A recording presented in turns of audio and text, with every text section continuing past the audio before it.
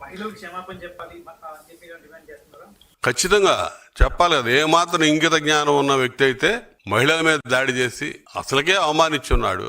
ఈ రాష్ట్రంలో అమరావతి రైతాంగాన్ని పూర్తి స్థాయిలో వాళ్ళ ఛానల్ కానీ వాళ్ళ ఛానల్ డిబేటర్స్ కానీ వీళ్ళందరూ ఏ విధంగా అవమానించారో అందరూ చూశారు. దానికి నిరసన తెలియజేయడానికి వెళ్ళినటువంటి మహిళల్ని ఈ విధంగా దౌర్జన్యం చేయటం ఇతనికే చెల్లింది.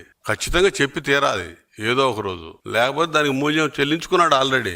ఇవన్నీ కూడా రైతులు అంటాడు. ఏం తెలుసు అతనికి? పొగాకు రైతులు కాదు, అతను గంజాయి రైతుల గురించి తెలుసు.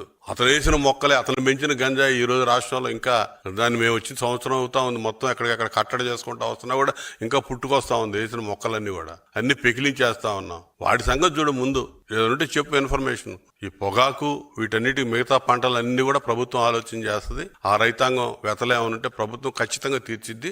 ఈ గంజాయి సంగతి కూడా చూస్తాం. నువ్వు వేసిన గంజాయి ఏంటో, నువ్వు పండించిన గంజాయి ఏంటో ప్రజలందరూ చూస్తా ఉన్నారు. దాని మూలాలే ఆ యువతను బయటపడేయడానికి మా ప్రభుత్వం అనేక రకాలుగా ఇలా కష్టపడే పరిస్థితి ఉంది.